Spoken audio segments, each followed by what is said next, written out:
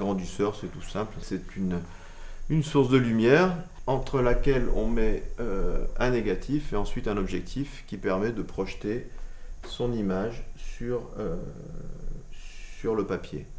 C'est un papier sensible, qui est sensible à la lumière blanche. Et tout ce qu'on aura exposé va se révéler, va se développer, c'est-à-dire qu'il va se transformer en argent métal, en fait, et faire apparaître une image. Une fois qu'on a fait ça, que l'image nous semble correctement exposée et développée, on passe du bain d'arrêt qui permet en fait de stopper le développement, mais aussi d'éviter un choc chimique avec le fixateur. Ensuite, on passe dans le fixateur.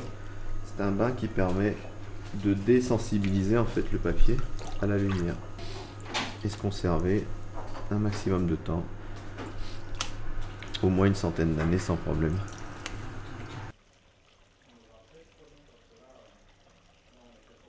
J'ai pas encore trouvé en numérique la même qualité.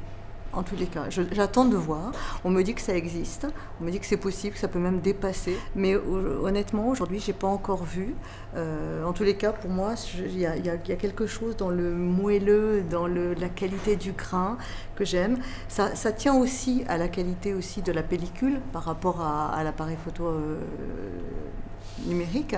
Donc je pense que c'est aussi une combinaison. Mais en tous les cas, c'est pour moi encore incomparable. Je ne dis pas que je ne changerai pas d'avis un jour, mais pour l'instant, je trouve des choses, une qualité, une sensualité que je ne vois pas encore dans d'autres. Une complicité avec le photographe, donc lui aussi, et puis très souvent ils nous disent qu'ils aiment bien passer du temps dans un laboratoire, sentir les produits chimiques, même si ces derniers sentent beaucoup moins qu'avant, et puis d'être présents dans le labo, de voir leurs images se révéler aussi, pour eux c'est une seconde naissance. Je pensais que le numérique allait faire beaucoup plus de mal que ça. Il en a fait en fin de compte dans certaines catégories. Tout ce qui va être mode, tout ce qui va être pub, ça nous a fait beaucoup de mal. Ça a fait du mal à l'argentique. Alors la retouche argentique, elle consiste à faire des transformations sur le tirage. En numérique, on va changer des fonds, on va enlever des personnages. Maintenant, on a des technicités qui sont autres en numérique qu'avant. Mais on peut avoir une retouche, ce qu'on appelle beauté. On peut en retirer des rides, on peut combler des vides, gratter des parties foncées, refaire des volumes, des matières. Le noir et blanc argentique, aujourd'hui, chez nous, progresse bien, faute de combattants, puisqu'avant, il y avait des petits laboratoires qui étaient spécialisés en noir et blanc.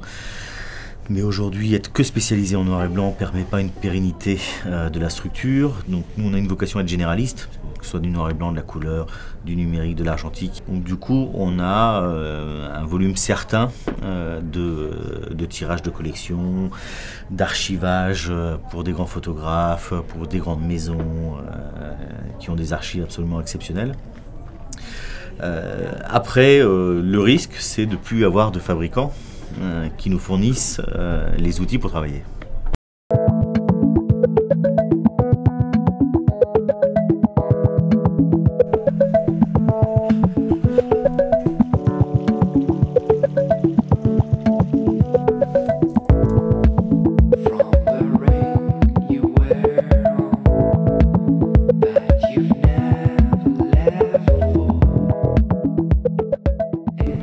L'image numérique, c'est une image destinée à disparaître. Parce que le choix qu'on fait maintenant, ça serait peut-être pas le même choix qu'on ferait 30 ou 40 ans plus tard. Or, moi, la photo dont je parle, c'est la photo qui écrit l'histoire, à laquelle on revient 10, 20, 30, 40 ans, 50 ans plus tard. De toute façon, le jour où il n'y a plus d'argentique, j'arrête.